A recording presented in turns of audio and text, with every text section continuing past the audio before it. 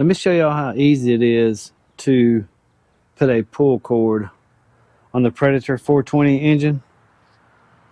Let me show you how easy it is. It won't take just a minute. As you notice here, mine was frayed, so I cut a piece off and took it to the store so I could get one similar to the same diameter.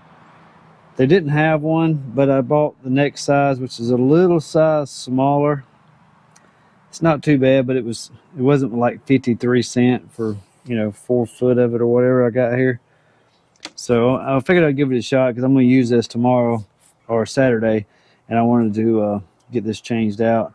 But if you look, it's frayed right there, and I just took my vice grips and put on there so it wouldn't suck back up in there.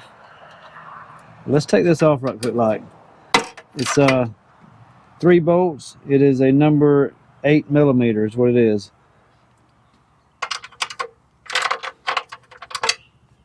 The bottom one there. Use this to take them off with. It just pops right off of there. What happens, it spins and them teeth come out. See it right there? Watch it come out. That's what catches inside of these grooves right there. And when you pull start it, it cranks that baby up. I've got it's a screwdriver that's missing the end, but this is one way you can do it. You can take, and it's almost all the way where it's supposed to be, right there. Let's take these vice grips off. That's not what I wanted to happen. That's not what I wanted to happen, guys. But it happened. So if that happens, let's feed that out of there. And see, right there is bottomed out. That's as far as it'll go around. You don't want it to go all the way around. So it's kind of hanging up on me right there and right there. So you can take your screwdriver and stick it through one of these fins and stick it down in one of them that'll fit into, and that'll hold it right there. Let's get it away from my knot. That'll get around here where it's not in my way. And pull this old cord out. If I can get my fingers on it. I said this was a quick and easy process, but you know. There we go.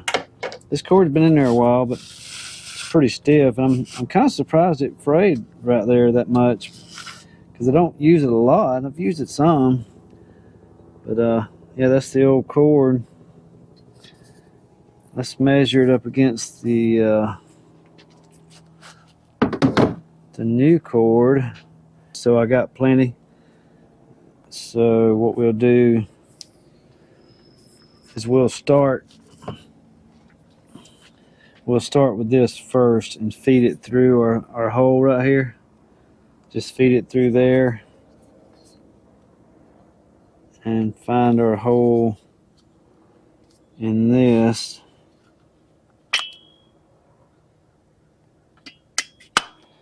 Move that a little bit where I can get it lined up. There, it's that easy. You see it going through there. It just feeds out that way there. Might be easier for you if you get a pair of needle nose pliers to pull it out of there, but there we go. Now you can burn the end, and we're going to do that right now. Let me get a lighter and go ahead and burn that end, and then we'll tie it off. Okay, it fell out, so back to square one. We're going to stick it in there and try to ring that hole again. Look, that was pretty easy. Stick it through there and it comes right out. I'm going to tie an overhand knot, but since this pull cord's a little bit smaller in diameter, I did a double overhand knot and pull it down where I don't have much string. It's pretty tight though. That's a pretty tight knot. it's pretty good cordage here, so don't forget to burn the end off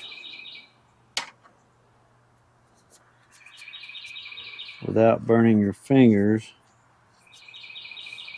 And there, I'll just coil that little bit right there around, and it should stay right there. If not, it ain't gonna hurt nothing. All right, we're gonna let that go in there about 2.5 revolutions. So it's not quite enough, so I'm gonna need to go around a little bit more. So you see what I'm doing here? I pull this out. If I didn't get it, you know, quite as tight as I want it, just, ooh, good. That almost went bad. Yeah, just pull out your slack and go around one more time, and then pull your slack back down, and then you can, there's 1 revolution, 2 revolutions, 3 revolutions. So that's plenty, and I have just enough here to tie on my end. So we're going to stick it through there, and I'm going to take my screwdriver and stick it back down in this fin right here to hold it, so I don't have to hold it.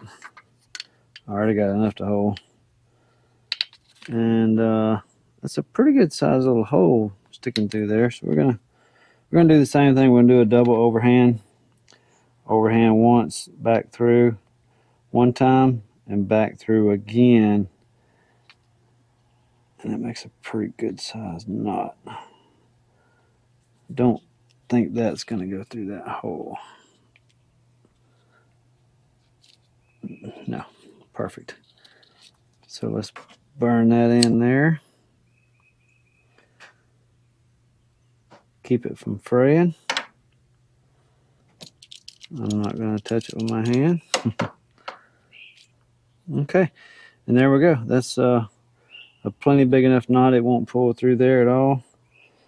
And pull slack, remove our screwdriver, and that is it, guys. We're going to slide that baby right back on there. Put our nuts back in there. Just kind of get it snug. It ain't got to be dog tight.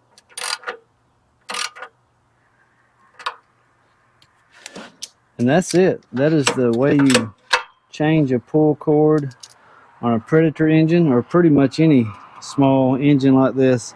This is the 420. But that's just how easy it is to change out one of them. Pretty easy. Now, like I said, that string's that pull cord's a little smaller in diameter, so I don't expect it to last very long. But it was only 53 cents is what I paid for that at my local hardware store. So yeah, that's it. Hope that helps y'all guys. Appreciate you watching. We'll see you. Bye now. Let's see if this baby will fire up. I hadn't cranked it in a couple weeks, so let's try out this new pull cord. It's kind of hard to do standing on the ground when it's so high.